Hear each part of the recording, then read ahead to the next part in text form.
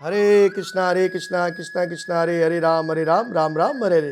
प्यारे मित्रों, नमस्ते, नमस्कार और पूरे विश्व को नमस्कार।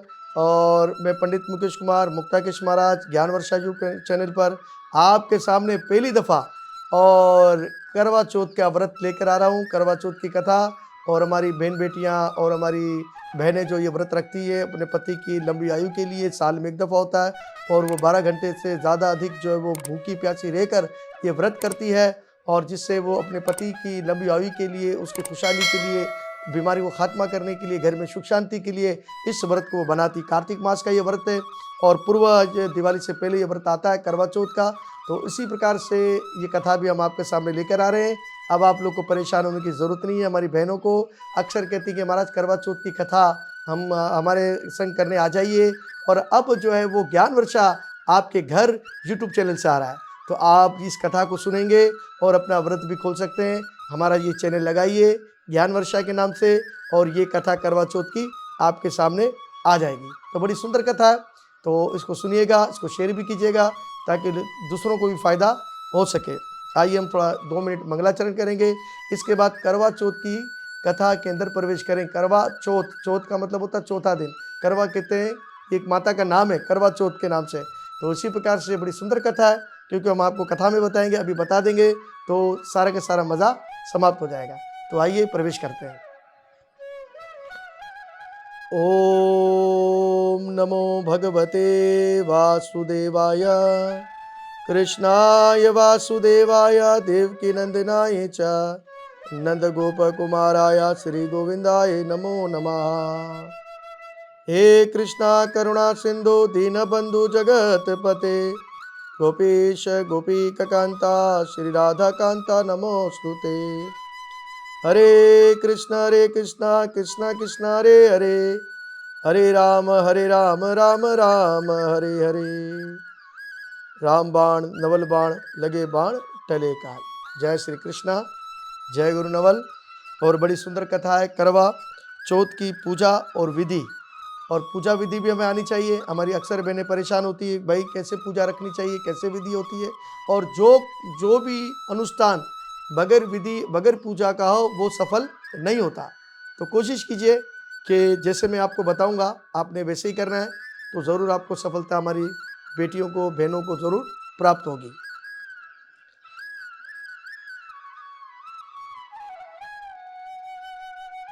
करवा चौथ के दिन अर्थात कार्तिक मास की चतुर्थी के दिन लकड़ी का पाट पूछकर उस पर जल का भरा लोटा रखें और उसके ऊपर मिट्टी का कोई भी आप करवा रख सकते हैं। एक मिट्टी का जो करवा है वो रख सकते हैं। जैसे हमारे पास एक करवा यहाँ रखा है, तो हम बाद में आपको ज़रूर बताएंगे। जैसे गरबे का होता है या मिट्टी का होता है, या आप अपनी हैसियत के मुताबिक कोई भी करवा रख सकते हैं।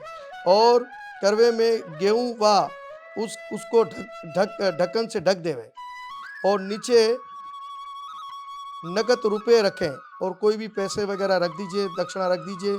और फिर उसे रोली से बांधकर चावल से उसकी पूजा करें और 13 बार करवे करवे करवे को परिक्रमा करावे। इससे 7 बार पाट के चारों तरफ घुमावे और 7 दफ़ा, कम से कम 7 दफ़ा आप इसको पाट के ऊपर से घुमावे। और तभी हाथ में 13 दाने गेहूं के लेकर कथा सुने और कथा सुनने के पश्चात करवे पर हाथ फेरकर सासू के पांव छुएं और अपनी हैसियत के मुताबिक 13 दाने गेहूं व लोटे पर स्थापित कर दें।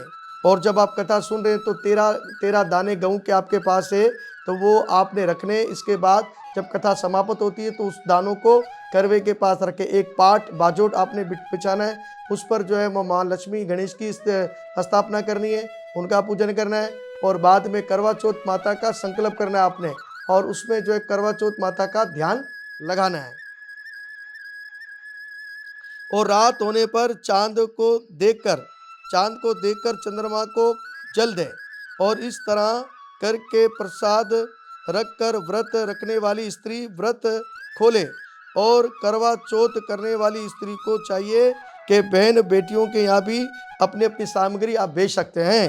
तो इस प्रकार से करवा चौथ का व्रत आपको करना चाहिए। बड़ी आसान इसकी तरीक़ेकार है, कोई मुश्किल नहीं है। और जितनी सुहागन औरतें होती हैं उनको ये सब कुछ मालूम है कि किस तरह पाठ लगाना है और उत्तर दिशा और में लेकर आपने ये सारे कार्य करने हैं और आपको सफलता ज़रूर मिलेगी। और ये आसान पूजा है और ये ज़रूर करें। फिर इसमें जो कथा हम आपको बता रहे हैं उसको ज़रूर सुनिए। करवा चौथ की कथा। एक साहूकार था जिसके 7 पुत्र और 1 पुत्री थी। सातों भाई व बहन एक साथ बैठकर भोजन करते। एक दिन कार्तिक चौथ का व्रत आ गया तो भाई बोला, बहन आओ भोजन करो। बहन ने कहा कि आज चौथ का व्रत है और चांद उगने पर खाऊंगी। अरे भाइयों ने सोचा अगर चांद उगने तक बहन भूखी रहेगी। वे सोचकर एक भाई ने दिया जलाया और दूसरे भाई ने छलनी लेकर उसे ढका और नकली चांद दिखाकर बहन से कहने लगे, चल चांद उग गया है और अर्घ्य दे दो। तो इसी प्रकार से जब वो 7 भाइयों की एक ही बहन थी और चौथ का उसको व्रत रखना था, लेकिन उन भाइयों ने कहा कि सारा दिन कैसे भूखी रहेगी। तो उन्होंने क्या किया कि एक नकली चांद दीप और एक छलनी लाकर नकली चांद जो था वो अपनी बहन को दिखाया और कहा कि तुम आओ और चांद उग गया और तुम पानी पी लो और चांद को पानी देकर अपना व्रत खोल लो। तो ये बात उनके भाइयों ने ऐसी उनके सामने रखी। तो बहन अपनी भाभीियों से बोली, चलो पानी दे दो चांद को और व्रत खोलो। भाभियाँ बोली, अरे तुम्हारा चांद उगा होगा, हमारा तो रात को उगेगा। अरे बहन ने अकेले ही पानी दे दिया और नकली तरीके से उस व्रत को कर लिया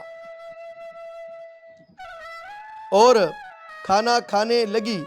अरे पहले निवाले में बाल निकल आया और दूसरे में कंकर और तीसरे में ससुराल से पति की बीमारी का पत्र आ गया। अब जैसे ही उसकी बहन ने भोजन के लिए गई तो पहला निवाला लिया तो उसमें बाल निकला, दूसरे में कंकर और तीसरे में पति का संदेश आ गया कि तुम्हारे पति की हालत बड़ी खराब हो गई है। माँ ने लड़की को विदा करते हुए कहा, अब लड़की ने कहा कि माँ मुझे विदा करो, मैं अपने ससुराल जाऊंगी कि मेरा पति बहुत बीमार है। माँ ने लड़की को विदा करते हुए कहा कि मार्ग में जो भी बड़ा मिले उसके पांव छूकर स्वाग का आशीर्वाद ले लेना। अरे पहली गांठ लगा लेना और दूसरे कुछ रुपए देना। मार्ग में उसे जो भी मिला उसने यही आशीर्वाद दिया, तुम 7 भाइयों की बहन हो और तुम्हारे भाई सुखी रहें और तुम इनका सुख देखो। किसी ने भी स्वाग का आशीर्वाद नहीं दिया। जब वे ससुराल पहुंची तो दरवाजे पर खड़ी नंद के पांव छुए और उसने आशीर्वाद दिया कि स्वागनी रहो। अरे रहो। तो उसने पहली गांठ बांधकर नंद को सोने का सिक्का दे दिया। जब भीतर गई तो सास बोली, तेरा पति धरती पर पड़ा है। उसके पास जाकर उसकी सेवा करने लग गई। सास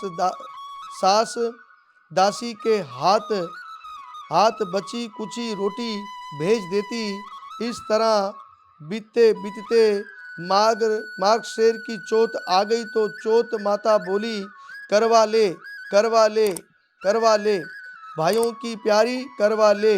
लेकिन जब उसे चौथ माता नहीं दिखी तो वे बोली, माँ आपने ही मुझे उजाड़ा है और आप ही मेरा उद्धार करेंगी। चौथ माता बोली, अरे पो मास की चौथ आएगी, वे तुम्हारा उद्धार करेगी। तुम उससे सब के कहना, वे तुम्हारा स्वाग देगी। इसी प्रकार पो माघ फाल्गुन चैत्र वैशाख ज्येष्ठ आषाढ़ और सावन भादों की चौथ माता आकर ये कहकर चले गई कि अगले आने वाली से ले लेना। अरे असोज की चौथ आई तो उसने बतलाया कि कार्तिक की चौथ तुम पर नाराज है। अब उसने सारी चौथ माताएं आकर बोल गई, लेकिन आखिर वाली जो एक माता जी आई और उसने कहा कि कार्तिक मास की जो चौथ है उसमें ही तुमने जो है कोई व्रत का अपराध किया है, तो उससे तुम्हारा स्वाग मिल जाएगा, नहीं वापस कर सकती। वे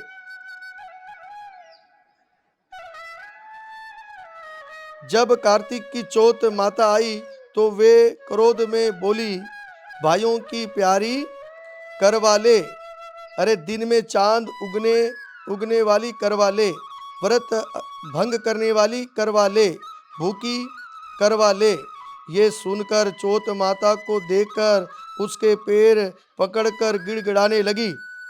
वे बोली, माँ चौथ माता, मेरा स्वाग आपके हाथ में है और आप मुझे स्वाग्नी करो।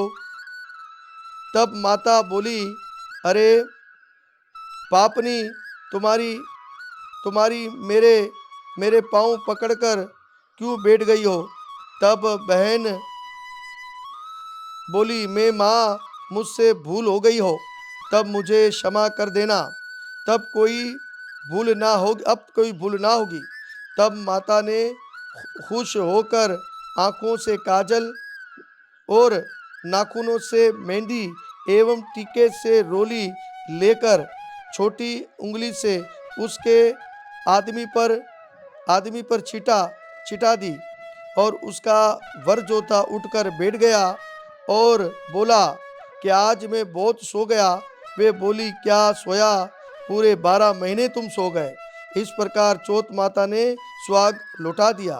तब उसने कहा कि शीघ्रता से माता का उज्जेपन किया और सब चौथ की कथा सुनी, करवा पूजन किया, तो प्रसाद खाकर दोनों पति पत्नी और चौपट खेलने बैठ गए।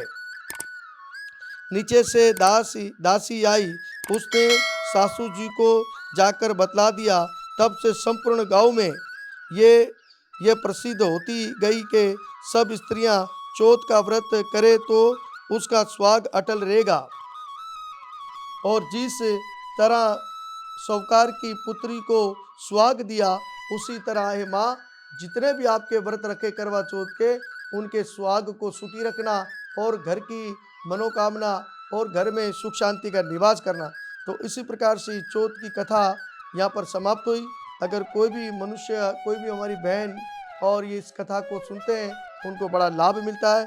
और ये पहली दफ़ा हमने आपके सामने करवा चौथ को रखा है। अब इसकी समाप्ति किस तरह करनी चाहिए हम आपको बताते हैं। करवा चौथ का समापति, उज्जेमन करने के लिए एक थाल में 13 जगह 4-4 पूड़ी और थोड़ा थोड़ा सीरा रख लें। इसको ऊपर एक साड़ी, एक पिलोच और अपनी श्रद्धा के अनुसार रुपए रख लें। फिर उस थाली के चारों ओर रोली चावल और जल से थाल साफ करके अपनी सासू को, माँ को दे दे। अब क्या करें, जब आप करवा चौथ का व्रत रखें तो उज्जैमनी ऐसी होगी कि एक प्लेट के अंदर थोड़ी पूड़ी, थोड़ा हलवा और जो भी दक्षिणा वगैरह रखकर साड़ी ब्लाउज अपनी सासू जी के हवाले करें और उनको ये दान करें। और ऐसा करने से आपको ज़रूर सफलता मिलेगी। और हो सके तो किसी ब्राह्मण की सेवा करें, उनको भी भोजन कराएं, इससे भी आपको सफलता ज़रूर मिलेगी। और इसके बाद 13 ब्राह्मणों को भोजन कराना चाहिए। अगर आप 13 ब्राह्मणों को नहीं करा सकते तो एक ब्राह्मण को जरूर भोजन कराना चाहिए, उसको दक्षिणा जरूर देना चाहिए। इस तरह आपका कार्तिक करवा चौथ का व्रत जो होगा वो संपूर्ण होगा। तो ये सारी की सारी जानकारी आपको ज्ञान वर्षा में हमने बताई है और ये पहली दफ़ा इस कथा को रखा गया। इसको ज़रूर पूरी देखिएगा, इसको लाइक कीजिएगा, शेयर कीजिएगा और कोशिश कीजिएगा कि अपनी बहन बेटियों के ग्रुपों में और जितने भी आपके साथ ग्रुप जुड़े हुए हैं अपने पेज पे इसको शेयर करें, ताकि आसानी से हमारी जो बेटियां हैं, हमारी जो बहनें इस करवा चौथ को बना सके। तो अब हम विदा चाहेंगे और करवा चौथ का पूर्व आप सबको मुबारक हो। जय श्री राम, जय श्री कृष्णा। और दूसरी कथा में आपके संग जरूर जुड़ जाएंगे। हरे कृष्णा।